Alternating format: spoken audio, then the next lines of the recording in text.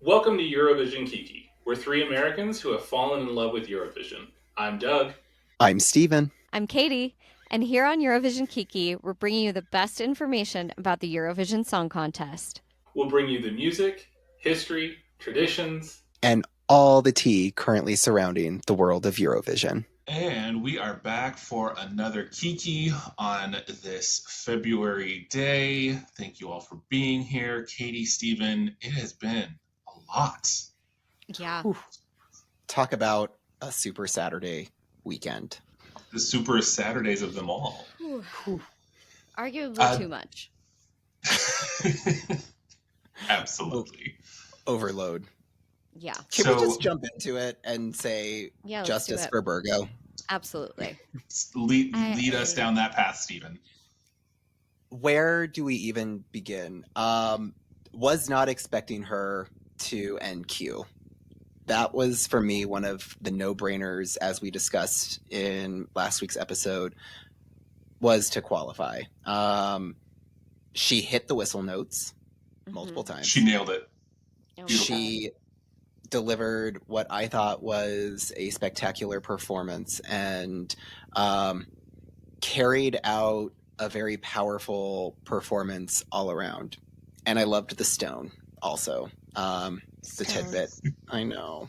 So for me, I think that was one of the biggest upsets that we probably encountered of the weekend, if not so far throughout all of the... I'm saying of all Eurovision season thus far, the biggest robbery. Mm-hmm. For her to have also been rated as like the contender of the 10 finalists for Sang Vikepen to not advance is just a complete blindside. Yeah, it's insane. The only thing that I can possibly think of to like justify it, even though it's not justified, the only thing I can come up with is the notion that everyone knew she was going to make it. So then they voted for somebody else who they thought might need a little bit of help. Thus, she didn't advance because everyone assumed she would. It's the only thing I can come up with. If we've learned nothing in the voting system, don't ever make that assumption. Never. Every vote matters. Every Fucking vote! Right. And all of us from outside of Iceland are like screaming at the TV, and we can't do anything about it. I know. You at least had a handful of votes here if we were allowed to vote. Know that. Yeah, for sure. So. Yes. In the meantime, Iceland, you're in timeout. Like. Yeah. Oh my god. Go think about what you've done. Yeah. Now there's only Iceland. Now there's only one possible song that I could see them doing semi-decent with. There's only one choice at this point. You have screwed it up, Iceland. Yeah. Now you have only one choice left. But even then, do I even want to see them succeed this year? I don't know. They're, to what you all just said, they're in timeout right now. Yeah. I think that's the hardest part about being invested in national finals now. Whereas before, I would find out Iceland sent whoever, and I would just go with it. But when you watch these national finals, you become emotionally invested, and you find out that your favorite song didn't make it, and then you have to go through the stages of grieving first before you can even think about supporting that country. You like retroactively went through that with like the past 5 years of Norway this summer. Yes, retroactively, I have decided about Norway. But that's the point, is like when ignorant bliss if you don't watch national finals. Yeah, that's true. Let's just put it this way, because I've created my own separate playlist now that we are going through so many of these national finals, and have like my playlist of did not qualify that will remain in my regular ongoing gonna jam out to these. Did not see Storm Chaser going into that playlist. Honestly. Yeah, I mean, I feel like, side note, that's probably going to be one of our episodes between national finals coming out and actual like Eurovision weekend is like, what are the best songs that didn't qualify? Mm-hmm. So stay tuned for that one. Yeah. I mean, I'm sure by that point you'll have heard our thoughts on most of them, but still, like, I mean, I just think like I'm just so sad that we're not going to be able to talk about Storm Chaser in May. I know. Yeah. You know, BIRGO. We will still talk about Storm Chaser in May. Yeah. I'm going to talk about Storm Chaser for the rest of my life. But, you know, I'll be like, and Iceland should have sent BIRGO to Eurovision. Okay, Grandma, let's get you to bed. Your grandchildren are going to be like, sure, Grandma. Exactly. What is she talking about? A storm that happened back in 2025? I mean, you know.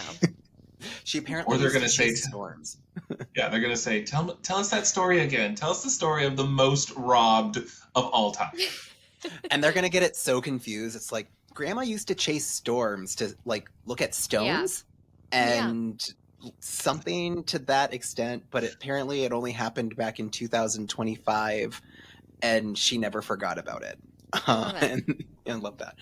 But to that extent, you know, BIRGO is part of what I think is the Eurovision Kiki family, as is Sean. Absolutely. So, you know, they'll always. We better see them again very, very soon on the stage, because it's going to happen. On the stage. And they clearly like create magic together. So I am excited to see future collaborations from them. This is not the end, but no, just the beginning, starting point for both of them and many others. So.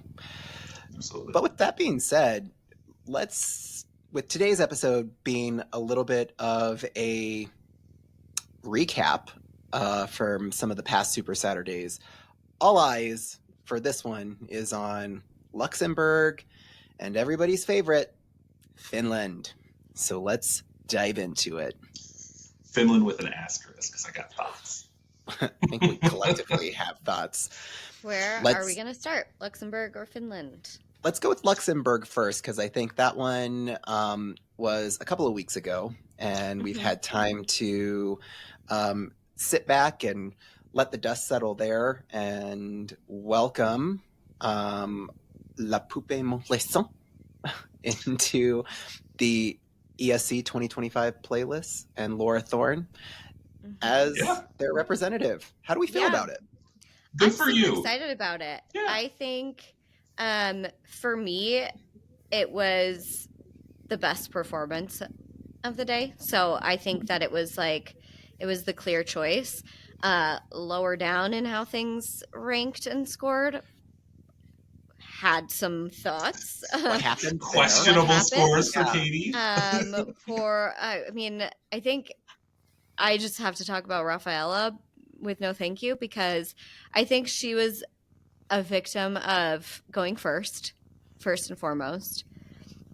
And I just like the victim of run order and the voting clip. Like, I don't think that was her best clip that they could have used while the voting lines were open. So we see that a lot. Like we saw that in Eurovision last year. Like, I think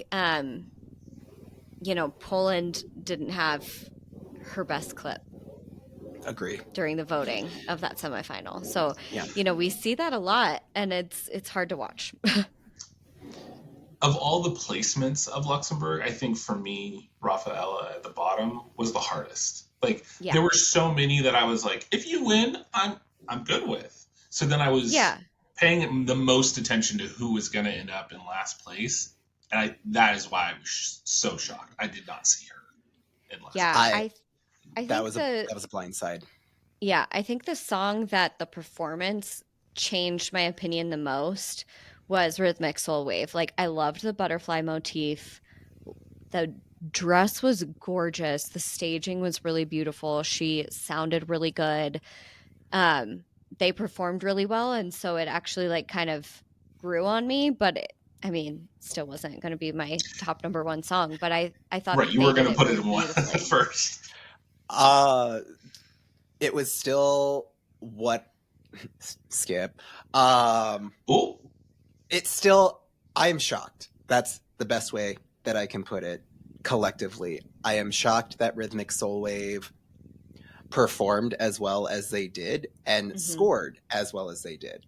I for sure went into that entire performance and that entire evening set mentally that they were going to be bottom two, because I get it, Doug. That's your James Bond theme. Where? Essence. What James? When was the last Gonna- time I saw Have you James not, Bond? have you not he's listened gonna- to James Bond before? That's his It's gummy. James Bond. That's his gummy song playlist where he's just gonna sit on the floor or lay on the floor and stare at a ceiling while this is playing, and butterflies. It's 100% GoldenEye, like without a doubt. If you say so. Okay. Okay. But I was shocked that they performed as well and that the juries and public I mean, they gave were them the rating that they did.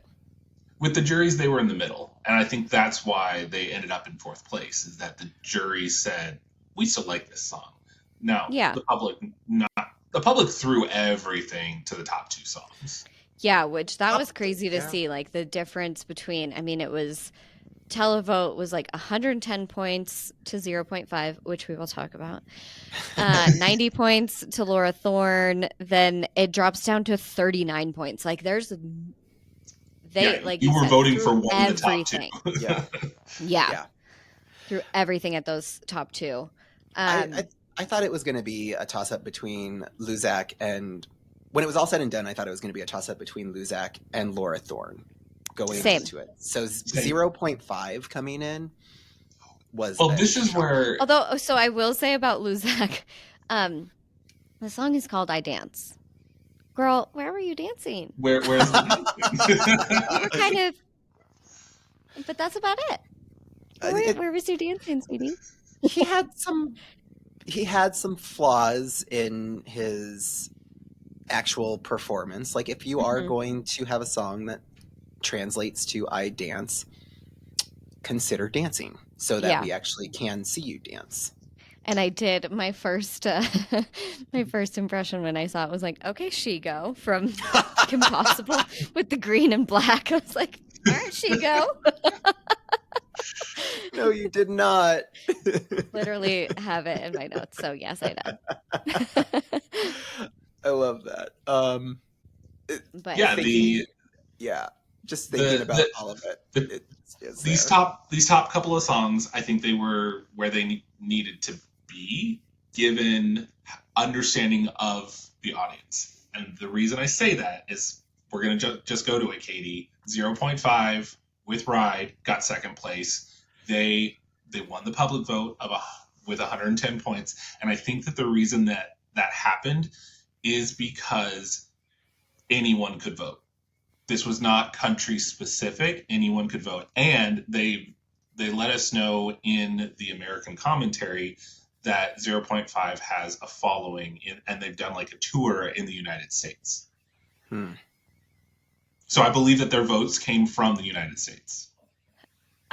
God, we just keep fucking up, don't we? Because what I wrote for 0.5 was, I love how everyone got to pick their own key to sing in.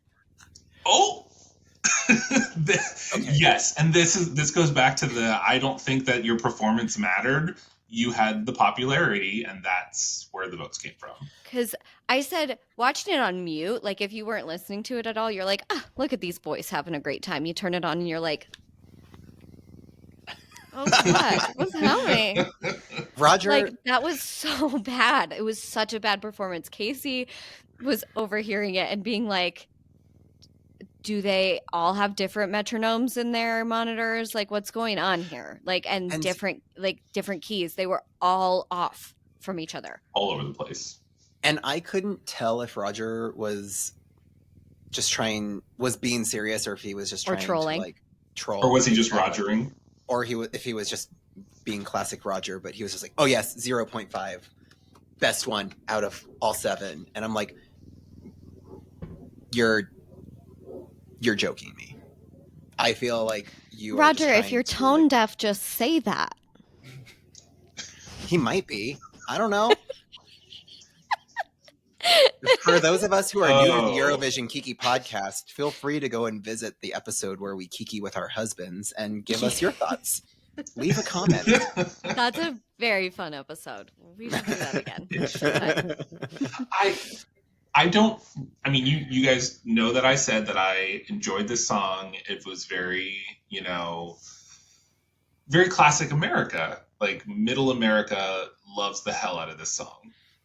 We're not in America. This is Eurovision, not Ohio Vision. What are we doing? And that's where Yes.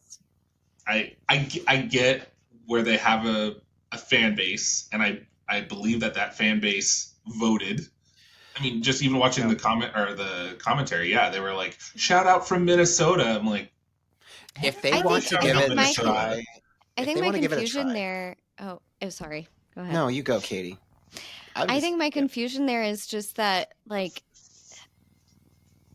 is Eurovision popular enough in the U.S. for U.S. votes to have done that? I mean, because they would have to also have a fan base outside of Luxembourg and like in Europe, because I don't know, we're in this Eurovision world. How many people do you know that are watching the national finals in the U.S.? Well, if you saw them on tour and you followed them on the socials and you found out that they were going to be in a song contest, you might not have any clue what Eurovision is. But you find out that this band that you saw on tour is going to be in a contest and they need your vote. Maybe? Let's put it this way. If I am not right, then Luxembourg, I tried to come up with excuses for you and it didn't work. I just, if you have that kind of popularity here in the U.S., get on The Voice. Give them a try. Mm-hmm. Try that one. Maybe then. Steven says, "Stay out of my Eurovision." Honestly, though, I mean, that's the thing.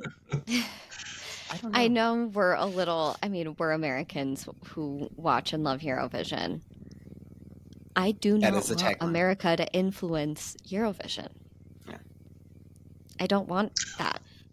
Thankfully, Luxembourg said, no, that's not the one we're going to send. No, They at least pulled it back and saved it. Yes.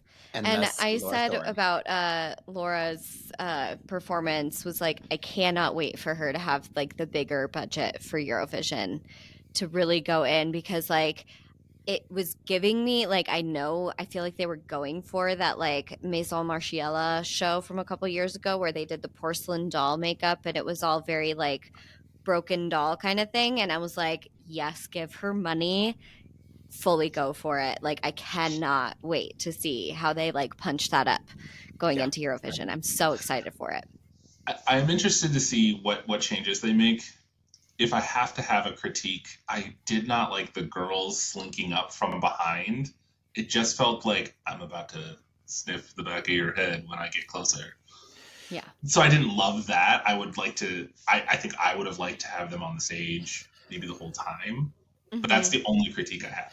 I mean, my critique, and I know that, translates, the doll turns up the sound.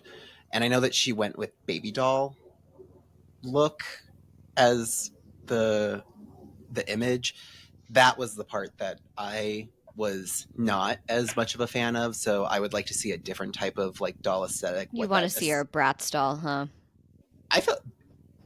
I was not thinking that, but I'm actually not opposed to that idea. Like, let's have modern now that you doll. Suggested it. Yeah, let's have like modern day doll or something like that. I don't know, but that was my one thing. I was like, let's not go baby doll. Let's try to do something a little bit more fun, hip, and modern. But I do get that this is an homage to 1960s Luxembourg's doll, and I respect that she's doing that. Now let's modernize it just a little bit. Yeah.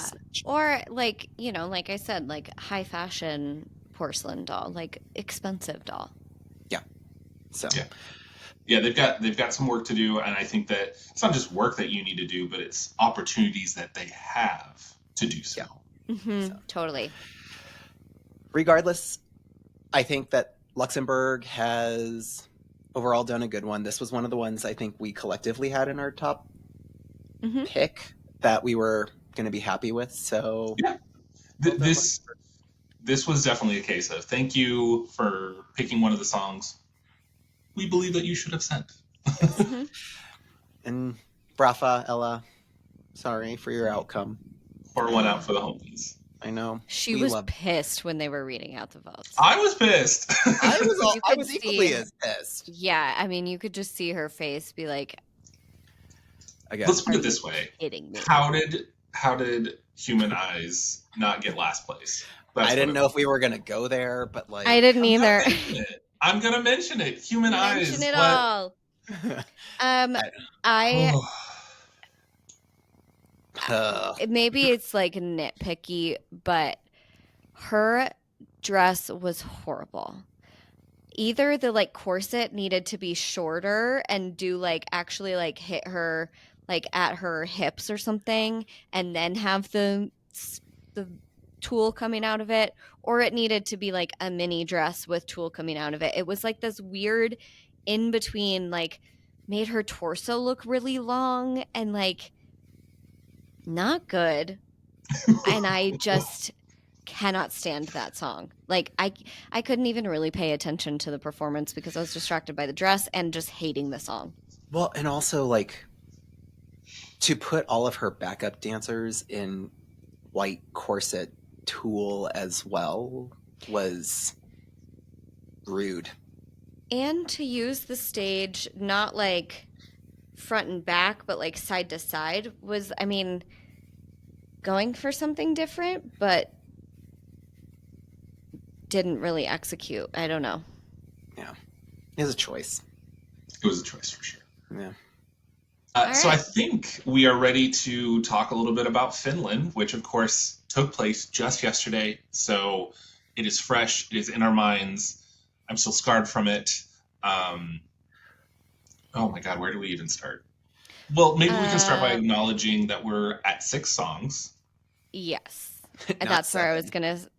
was gonna start. Is we are down a song due And to so we are missing Puppy. controversy. So there was some allegations, and the band decided not to compete. So we have 6 songs that competed in the final yesterday.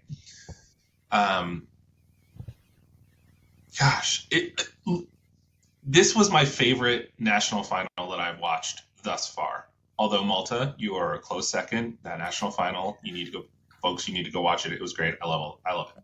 But this is a very well curated song playlist. They were great songs. No matter who was going to go, you were like, all right, I can work with it. So. Yes. I said, I mean, especially with how everything like played out, UMK is for the girls this year. It really was.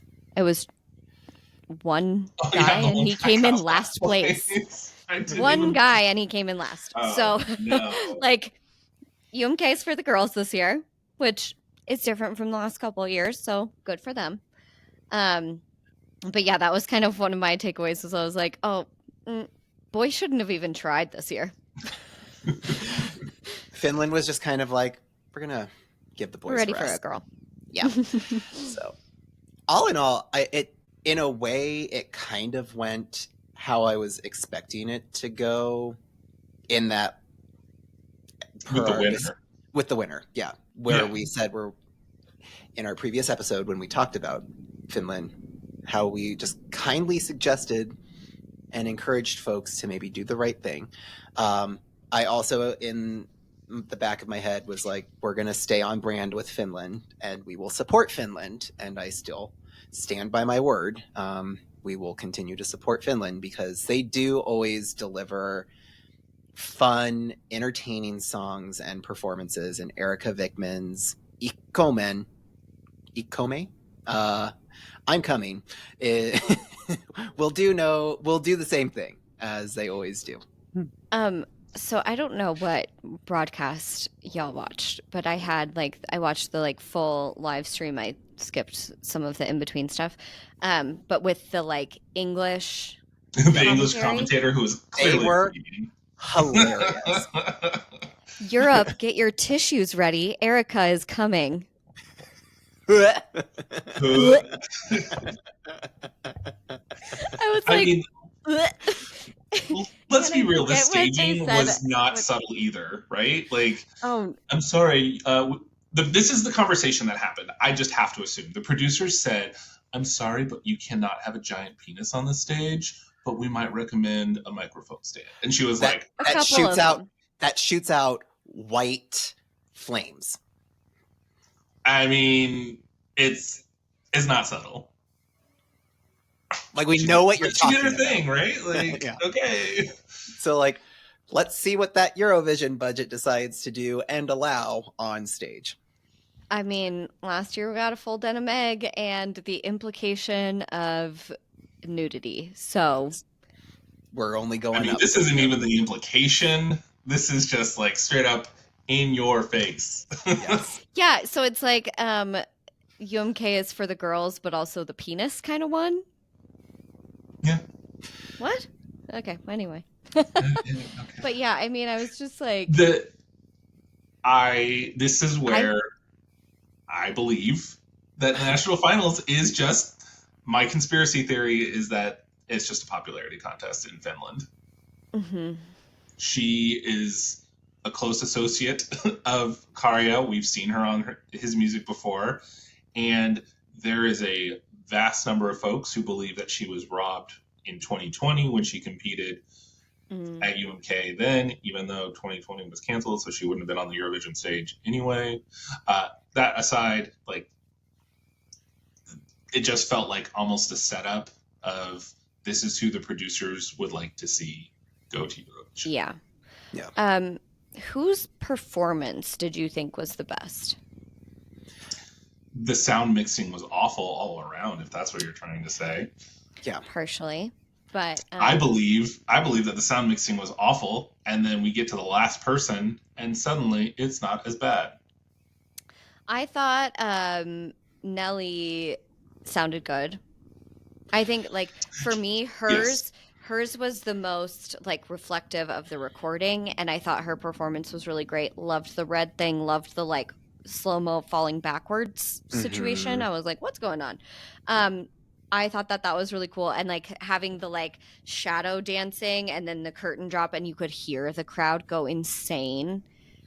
So I thought the most that surprising. was the strongest performance for me. Yeah. That was the one. That was one that was sort of my wild card throughout this entire journey. Was like, this is one of the ones that I know is not going to qualify, but how cool would it be if Finland did advance her as their performer? Because as we listened to the 7/6 national finalists, hers was the one that like built up for me the most, and I loved as it grew on me more and more.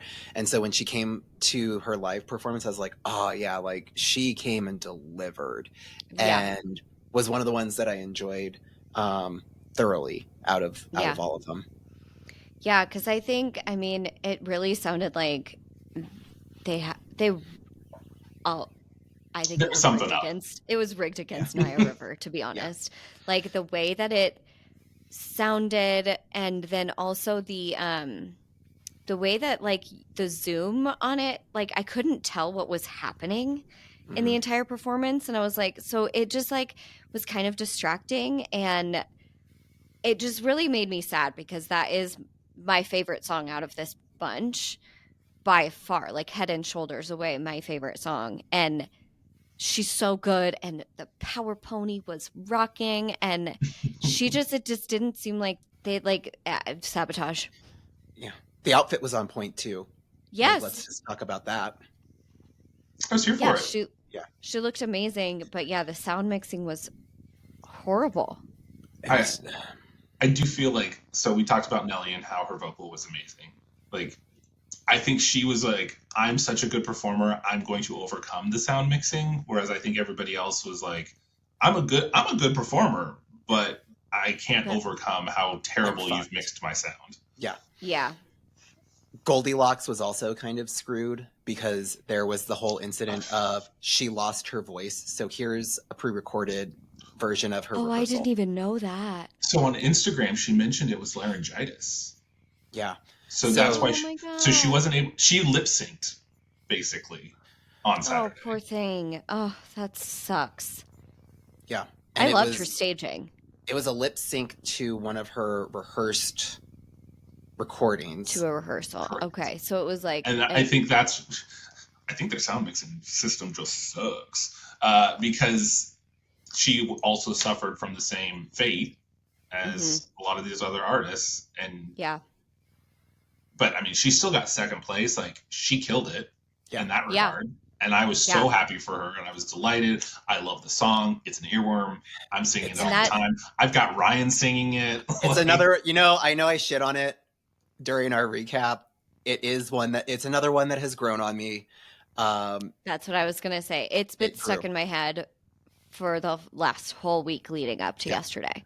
Yeah, it's grown on me, and it was. I mean, it'll be one that it gets thrown on the playlist. It goes into the DNQ playlist, and will definitely stay with me. But I will say I was surprised that she came in second. That one did throw me for a loop. I thought she was going to maybe be third or fourth.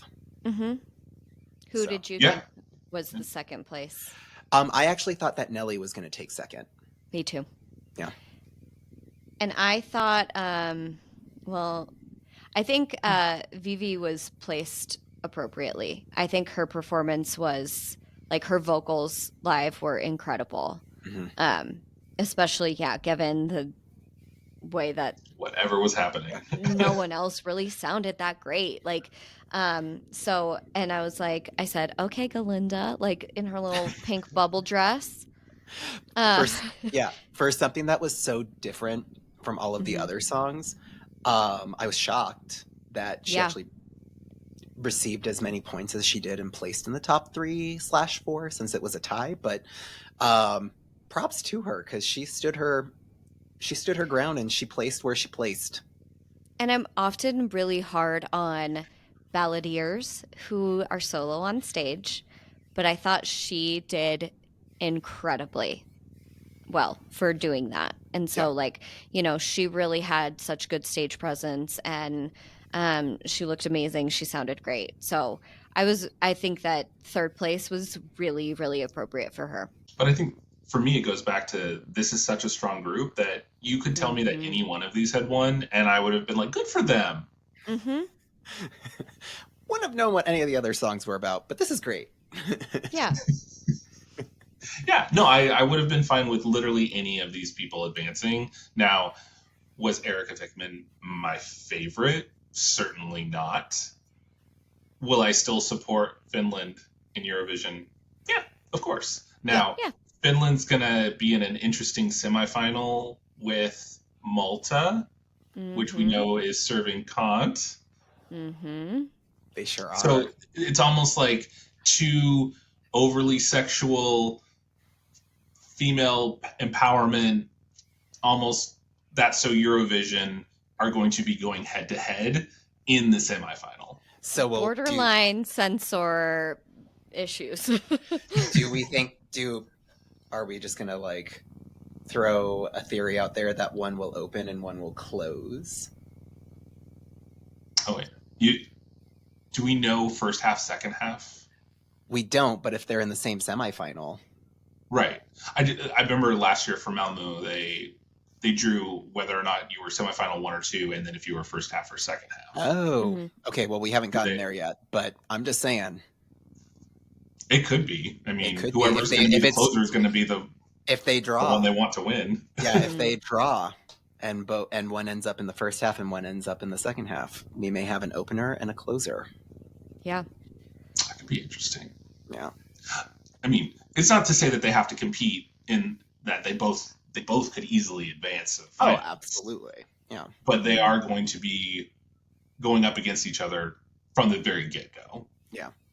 And also, I know we do not have the spotlight on Malta, FYI, but Malta needs it. Malta needs a year. Let's give Malta a year, finally. So, lastly, as we put the focus back on Finland, we have Kosti and Seikasen. I liked it. I enjoyed it. It was the tall tower of blocks with the chair at the top. The I fire. didn't mind it. Yeah. I mean, he I- threw all the Eurovision things in there. He was real out of breath towards the end of it there. You though. could hear it, yeah. I Yeah, was yeah. like, oh, buddy, you've been running around too much. Put in a lot of energy there, and of course Yeah, you he's could going hear to him get like, winded.